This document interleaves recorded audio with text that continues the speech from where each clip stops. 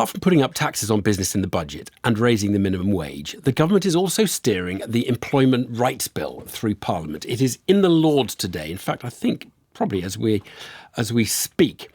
Now, the bill does quite a lot to tilt the balance of workplace power towards employees, and many in business are wary of much of it, just as they have been of the increase in budget taxes. Let me just give you some examples of things in the bill.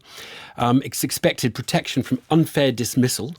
That becomes a right from the first day of employment, not after 2 years. Workers on 0-hour contracts are likely to get the right to guaranteed working hours if they want them. The practice of fire and rehire will be more or less outlawed. That's firing somebody and trying to get them back on different conditions. Statutory sick pay will be paid from the first day of illness instead of the fourth day. There are various changes to make it easier to join a union and for unions to call a strike. Now, is this bill going to be self-defeating? Is it going to thwart the government's growth agenda or not? Let's talk to two guests who've thought hard about this. Paul Nowak is the TUC General Secretary, and Shanker Singham is chair of a group called the Growth Commission, former advisor, UK Trade Secretary under the last Conservative government. Paul Nowak, can you just tell me how important this bill is, do you think, and how it contributes to the growth agenda, which the government says is its number one priority? Yeah, hi. Hopefully you can hear me because you cut out there at the very end of your question. But this is an incredibly important piece of legislation. It's part of the government's Make Work Pay package, and that does what it says in the tin. It's about making sure that when people go to work, they're in well-paid, secure employment. And for far too many people in this country at the moment, they're stuck on 0 hours contracts, not knowing, for example, from 1 week to the next how much they're going to earn. So this is really important because when people are in better paid, secure employment, that's the sustainable underpinnings of a decent economy. And it's really a crucial part of the government's plan to, yes, have a growing economy, but growth that's felt in people's pockets, not just in terms of GDP, but in terms of people's living standards and wages. Yeah.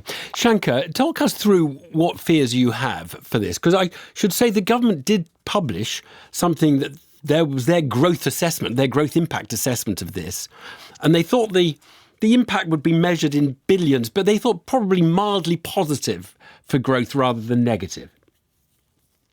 Yeah, well, I think where Paul and I probably agree is that the goal of all of this is to have good jobs for people that enable them to sustain themselves and their families.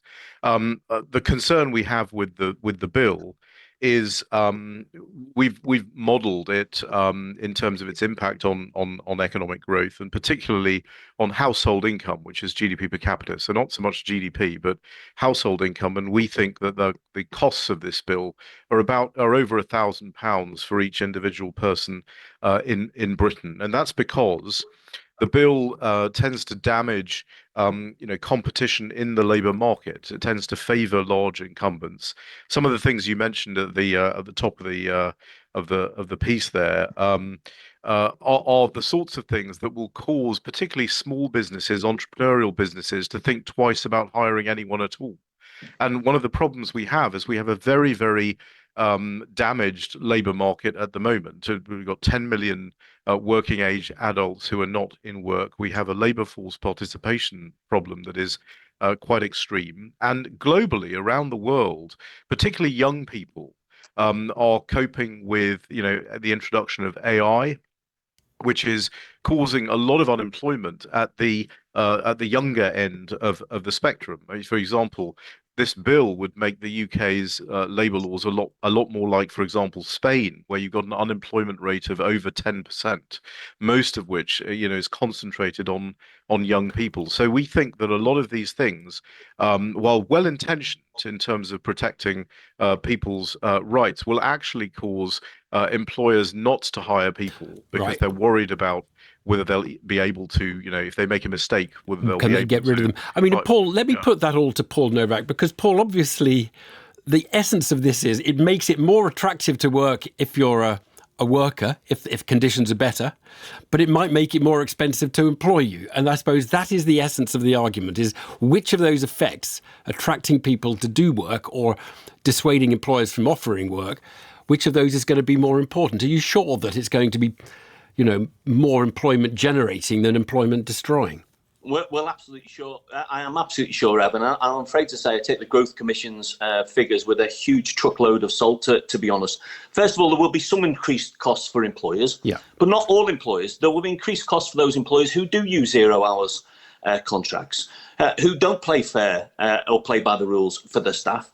Those employers at the moment are undercutting the good employers who are trying to do the right thing. But I return to the central point. Listen, we had 14 years of Conservative government that tested to destruction the lightly regulated labour market approach, the low road to productivity. And what did we have? We had stagnating incomes, wages not rising in real terms, but we also had a big problem in terms of UK productivity, lack of investment in skills. And the very definition of madness is doing the same thing time and time again and expecting a different result. That's why it's absolutely right that the government backs employees and backs decent employers and tries to drive up the quality of work in this country. And I think this brings us firmly into the European mainstream. It's good for workers, good for decent employers, and will be good for the UK economy as well. You do know that Europe has a growth problem generally, doesn't it? You're literally saying it brings us into the European mainstream when Europe has a very widely recognised growth challenge in front of it. Yeah, there's a growth challenge for us all, Evan, not least in the face of things like Donald Trump's arbitrary tariffs, the impact that's had. Yeah, I mean, there are lots of other things as well business are coping with. And Spain is one of the fastest growing economies in the OECD, and employment is actually coming down in Spain. But listen, we can bandy this backwards and forwards. The reality is at the moment, 70% of the kids who live in poverty in this country have at least one parent who goes out to work. Our labour market is not working. At the same time, last year was the best year for supercar sales in the UK. There is something fundamentally broken in our economy, and the Employment Rights Bill helps put it right. And just a last one to you, Shanker. I'd like to know, Shanker, if there was one provision in this bill, if you had the power to strike one provision out that you think is more damaging, what provision would that be?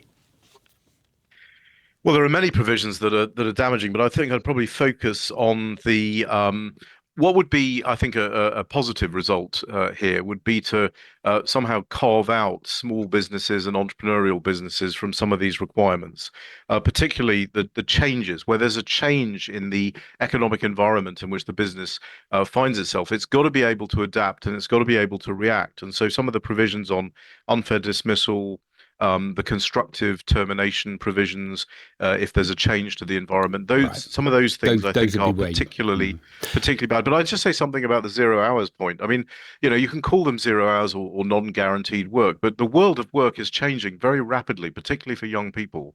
And increasingly what people are doing is having multiple different jobs. They're more in charge of their own livelihoods. They do many, many different things. And if you cut off the access that they have to those kinds of jobs, I'm not talking about bad employers who don't do those. That would be very difficult for young people. We do need to leave it there. We've had given it a good outing though. Shanker Singham there and Paul Nowak from the TUC. Thank you both very much.